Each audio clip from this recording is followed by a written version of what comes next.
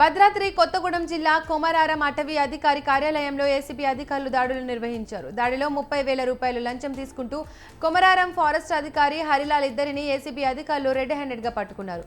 Road contract పనులు చేస్తున్న ఒక వ్యక్తి వద్ద నుండి లంచం తీసుకుంటుండగా పట్టుకున్నారు. ఆదిలాబాద్ జిల్లా కేంద్రంలోని ఎస్బీఐ బ్యాంకులో రైతులు అర్ధనగ్నంగా నిరసనకు దిగారు. స్పందించిన బ్యాంకు సిబ్బంది పోలీసులకు సమాచారం ఇచ్చారు. పోలీసులు కలగజేసుకుని రైతులను సముదాయించే ప్రయత్నం చేశారు. మరోవైపు బ్యాంకు మేనేజర్తో మాట్లాడి వారి సమస్య పరిష్కరించడానికి కృషి చేశారు.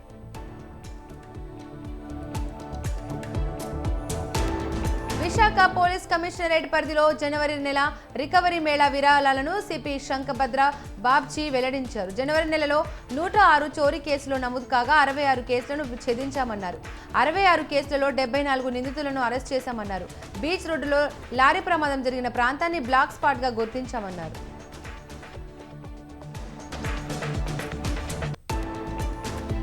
సీసీ రోడ్డు కాంట్రాక్టర్ నిర్లక్ష్యం కారణంగా ప్రైవేటు స్కూల్ బస్సుకు త్రుటిలో ప్రమాదం తప్పిందని కర్నూలు జిల్లా మంత్రాలయం టీడీపీ ఎంపీటీసీ వెంకటేష్ అన్నారు. ఎన్నిసార్లు ఫిర్యాదులు చేసినా పంచాయతీరాజ్ అధికారులు పట్టించుకోవడం లేదని విమర్శించారు.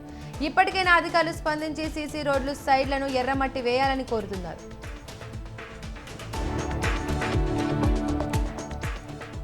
నల్లగొండ జిల్లా ఆకారం గ్రామానికి చెందిన శాంతమ్మ అనే వృద్ధురాలిపై ఎంఆర్ఓ ఆఫీస్ వద్ద దాడి జరిగింది.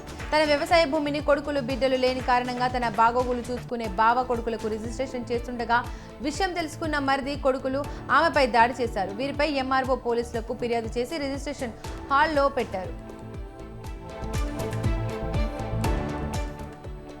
సాంకేతికతను సాగులోకి తీసుకురావడమే ప్రభుత్వ ఉద్దేశమని కృష్ణా జిల్లా కలెక్టర్ డీకే బాలాజీ అన్నారు. ఘంటసాలలోని ప్రాంతీయ వ్యవసాయ పరిశోధన స్థానం ప్రాంగణంలో కిసాన్ మేళా కార్యక్రమం జరిగింది. ఈ కార్యక్రమానికి కలెక్టర్ బాలాజీ హాజరయ్యారు. క్షేత్ర సందర్శన, వ్యవసాయ ప్రదర్శనలో భాగంగా ఏర్పాటు చేసిన స్టాళ్లను ఆయన పరిశీలించారు. అల్లూరు జిల్లా చింతూరు డివిజన్లో మావోయిస్టులకు షాక్ తగిలింది. మిలిషియా కమాండర్ మడకం రామ లొంగిపోయినట్లు చింతూరు అడిషనల్ ఎస్పీ జగదీష్ అడహాల్ తెలిపారు. మావోయిస్టు సిద్ధాంతాలకు విసుగు చెంది జనజీవన స్రవంతిలోకి వచ్చినట్లు ఆయన తెలిపారు. అల్లూరు జిల్లా చింతూరు డివిజన్ ఏజెన్సీలో భారీ స్థాయిలో అక్రమ మద్యం పట్టుబడింది. వై రామవరం మండలం చెవిటి దిబ్బలకు సంబంధించిన మద్యం బెల్ట్ షాపులకు షేర్ ఆటోలు తరలించేందుకు సిద్ధమవుతుండగా చింతూరులో ఓ వైన్ షాప్ వద్ద ఎక్సైజ్ అధికారులు స్వాధీనం చేసుకుని ఆటో సీజ్ చేశారు. పార్వతీపురం మన్యం జిల్లా మెట్టవలస గ్రామంలో ఆర్సీఎం పాఠశాల 2 సంవత్సరాల క్రితం కూలిపోయింది. గత కొంతకాలంగా బీసీసీఏ భవనంలో పాఠశాలను నడిపించారు. ప్రస్తుతం ఆ భవనం వినియోగంలోకి రావడంతో పిల్లలను అక్కడ నుండి ఖాళీ చేయించారు. ప్రస్తుతం పిల్లలకి ఒక చెట్టు కింద పందిరిలో పాఠాలు చెప్పాల్సిన పరిస్థితి నెలకొంది. పాఠశాల గురించి ఎంతమందికి చెప్పినా సమస్యను పరిష్కరించడం లేదని గిరిజనులు వాపోయారు.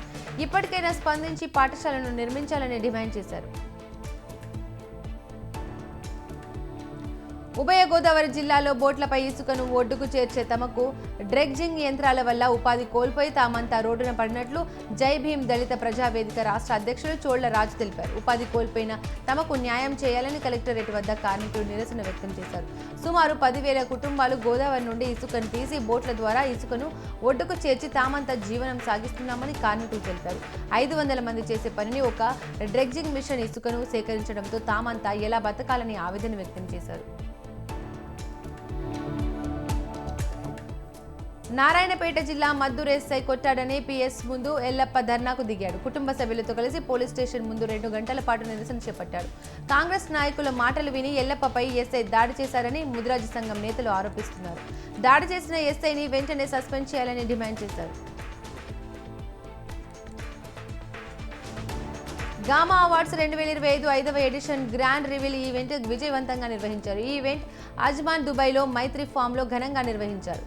ప్రత్యేకమైన వేడుకకు దుబాయ్లోని 500 మందికి పైగా తెలుగువారు హాజరయ్యారు. వీరితో పాటు తెలుగు కళా సంగీత ప్రపంచానికి చెందిన పలువురు ప్రముఖులు ఈ వేడుకలో పాల్గొని గామా ప్రాముఖ్యతను ఉద్ఘాటించారు. ప్రముఖ గాయకుడు రఘుకుంచే సమక్షంలో జ్యూరీ కమిటీని అధికారికంగా ప్రకటించారు. జూన్ 7 దుబాయ్ షార్జా ఎక్సో సెంటర్లో అవార్డుల ప్రధానోత్సవం నిర్వహించనున్నారు.